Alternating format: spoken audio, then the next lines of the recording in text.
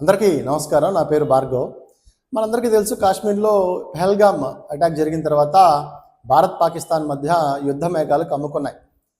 మనకి 26 మందిని పాకిస్తాన్ ఉగ్రవాదులు పెహల్గామ్ టూరిస్ట్ స్పాట్లో చంపటం, అది మతం పేరుతో అడిగి మరీ చంపటం, అదేవిధంగా ఒక క్రైస్తవుని కూడా చంపటం.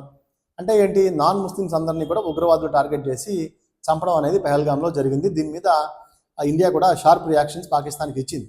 సో ఏంటి అంటే, సింధు నది జలాల్ని ఆపేయటం, అదేవిధంగా జీలం నది డ్యామ్స్ ఎత్తేయటం, పాకిస్తాన్తో వాణిజ్య సంబంధాల కేంద్రంగా ఉన్న అటారీ బోర్డర్ని మూసివేయటం, ఇవన్నీ కూడా చేయడం జరిగింది. దీంతో పాకిస్తాన్ తీవ్ర అలజడికి గురైంది. ఇప్పటికే వారి ఆర్థిక పరిస్థితి చాలా చిన్న భిన్నంగా ఉంది. వారు ఎక్కడా కూడా IMF అంటే ఇంటర్నేషనల్ అంతర్జాతీయ సంస్థల దగ్గర అప్పులు తెచ్చుకునే పరిస్థితి ఉంది. సో వాళ్ళ దేశ ఆర్థిక పరిస్థితి చాలా చాలా ఘోరంగా ఉంది. సో దీంతో ఏంటంటే, ఈ పాకిస్తాన్ ఏం చేసింది అంటే, పాకిస్తాన్ యుద్ధ సామాగ్రిలో 90% చైనా నుంచి ఇంపోర్ట్ చేసుకున్నాయి. చైనా నుంచి కానీ టర్కీ నుంచి కానీ ఇంపోర్ట్ చేసుకొని ఉన్నవే. అవన్నీ కూడా ఇప్పుడు అసలు కొన్నిటికైతే ఫ్యూల్ కూడా లేని పరిస్థితి. అంటే వాళ్ళ ఆర్థిక పరిస్థితి ఎలా ఉందంటే, వాటిలో ఇంధనం నింపడానికి కూడా డబ్బు లేని పరిస్థితి. ఇలా చైనా నుంచి దిగుమతి చేసుకున్నవి కూడా చాలా కూడా మాల్ ఫంక్షన్లో ఉన్నాయి. ఎక్కడ ఇంకా అవి వర్కింగ్ ఫోర్స్లో కూడా లేవు. వాళ్ళ ఆర్మీ కానీ, నేవీ కానీ, ఎయిర్ ఫోర్స్ కానీ భారతీయ 3 త్రివిధ దళాలతో చూసి చాలా తక్కువ. మనకి 3 వింగ్స్ కూడా చాలా పవర్ఫుల్గా ఉంటాయి కంపారిటివ్లీ పాకిస్తాన్. ఆ విషయం వాళ్ళకి తెలుసు. అందుకనే పాకిస్తాన్ ఆర్మీ చీఫ్ ఎవరైతే ఆసిఫ్ మునీర్ ఉన్నాడో, అతను ఈ పెహల్గామ్ అటాక్ జరగక ముందు చాలా పెద్ద ఎత్తున ఒక ఆర్గ్యుమెంట్ తెచ్చాడు. హిందువులు ముస్లింలు వేరు అని చెప్పి ఒక ఆర్గ్యుమెంట్ తెచ్చాడు. తెచ్చిన తర్వాత అటాక్ జరిగింది. సో భారత్ అతని కోసం వెంటాడటం మొదలుపెట్టింది. సో దాంతో అతను బంకర్లో దాక్కున్నారని కొందరు, దేశం పారిపోయారని కొందరు ఇలా చెప్తూ ఉన్నారు. ఎందుకంటే ఆసిఫ్ మునీర్కి తెలుసు, ఒకవైపు దేశంలో బెలూచిస్తాన్ గొడవలు, అంటే పాకిస్తాన్ నుంచి స్వతంత్ర దేశం కావాలని బెలూచీలు పోరాడుతూ ఉన్నారు.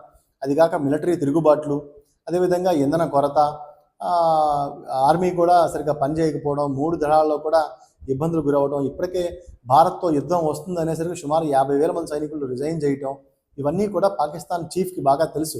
మనం ఓడిపోతాం, కేవలం ఒక 5 రోజుల్లోనే మనం ఖచ్చితంగా యుద్ధం వస్తే ఓడిపోతామని తెలుసు.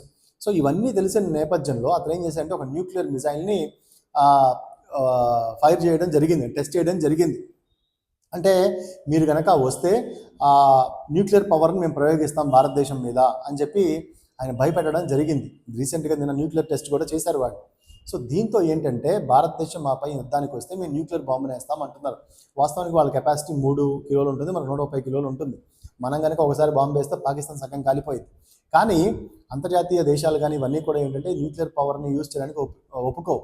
ఎందుకంటే ఒకసారి కనుక న్యూక్లియర్ పవర్ని ఉపయోగిస్తే అది పాకిస్తాన్, భారతదేశమే కాదు, ప్రపంచం అంతా కూడా దాని రేడియేషన్ ఎఫెక్ట్ ఉంటుంది. ప్రపంచం అంతా కూడా ఇబ్బంది పడాలి. కాబట్టి అదేం జరగదు. కానీ వాళ్ళు బెదిరిస్తున్నాడు వాడు. అయినా కానీ భారతదేశం ఎక్కడ తగ్గకుండా అరేబియా సీలో నేవీ వాళ్ళు డ్రిల్ స్టార్ట్ చేశారు. లైన్ ఆఫ్ కంట్రోల్లో బోర్డర్ మొత్తం సెక్యూరిటీ అంతా కూడా అక్కడ ఉంది. ఈసారి ఎలాగైనా POKని ఆక్యుపై చేసి తీరుతాం, నువ్వు న్యూక్లియర్ పవర్ని బెదిరిస్తామని చెప్పినా కానీ, అంటే న్యూక్లియర్ పవర్ బాంబులు వేస్తామని చెప్పినా కానీ, మేము ఈసారి POKని ఆక్యుపై చేస్తామని చెప్పి భారత ప్రభుత్వం చెప్తూ ఉంది. దానికి అనుగుణంగా మొత్తం అన్ని దేశాల మద్దతును కూడగట్టి రంగంలోకి దిగుతారు. రంగంలో దిగి షార్ట్ నోట్లోనే యుద్ధం అయిపోతుంది. మనం కావాల్సినవి POKని మనం ఆక్యుపై చేసుకోవచ్చు. చూద్దాం భవిష్యత్తులో ఏం జరుగుతుంది.